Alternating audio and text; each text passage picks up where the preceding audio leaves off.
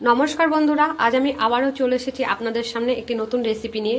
তো এই রেসিপিটা তাদের জন্য যারা বলে স্যুপ পেঁয়াজ রসুন ছাড়া হয় না, তাদের জন্যই কিন্তু এই রেসিপিটা। যারা পেঁয়াজ রসুন ছাড়া বলে যে স্যুপ তৈরি হয় না, তো আমি দেখাচ্ছি কিভাবে পেঁয়াজ রসুন ছাড়াও স্যুপ তৈরি করা যায়। তো চলুন, এটা আমার সম্পূর্ণ নিরামিষ স্যুপ, এখানে পেঁয়াজ রসুন কিছু ব্যবহার হবে না।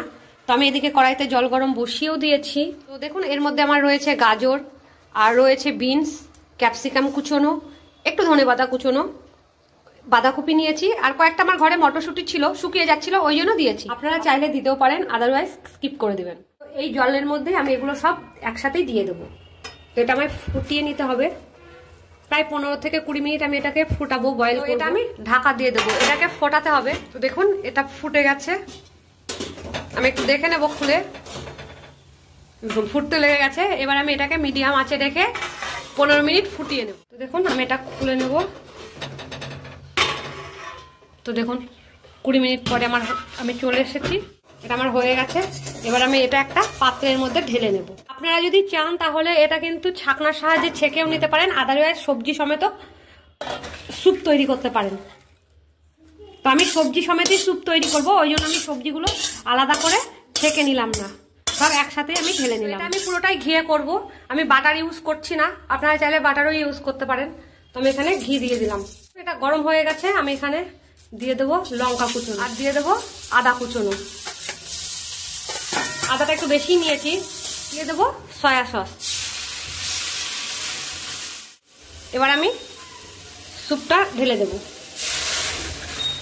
আমি আবারও বলছি আপনাদের, আপনারা যদি সবজিগুলো খেতে না চান তাহলে কিন্তু এটা ছেঁকে নিতে পারেন। আমি সবজি সহই করছি, আপনারা সবজিটা ব্যবহার নাও করতে পারেন। সল্টই ব্যবহার করব, তো আমি এখানে পরিমাণ মতন সল্ট দিয়ে দিলাম।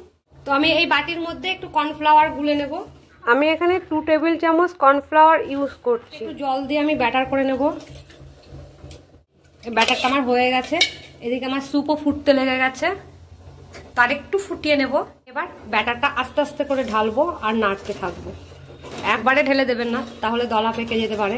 আপনারা চাইলে এর মধ্যে টমেটো ইউজ করতেই পারেন। এবার এটাকে আরো 5 মিনিট আমি ফুটিয়ে নেব। এবার আমি দিয়ে দেবো চাট মশলা, সম্পূর্ণটাই দিয়ে দেবো, নইলে অতটা স্বাদ আসবে না, যেহেতু এটা পুরোটাই নিরামিষ।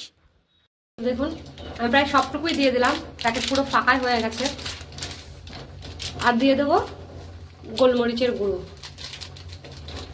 এটা যদি আপনাদের ঘরে টমেটো কেচাপ থাকে তাহলে কিন্তু ইউজ করতে পারেন, সয়া সসের সাথেই ওটা ইউজ করতে পারেন। তো আমি যেহেতু এটা পেঁয়াজ ছাড়া বানাচ্ছি, পেঁয়াজ রসুন ছাড়া, সেই জন্য আমি দিইনি।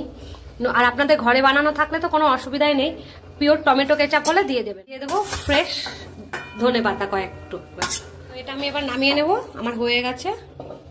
তো দেখুন, এটা দেখতেও কিন্তু খুব ভালো লাগছে, আর খেতেও কিন্তু খুব সুন্দর হয়।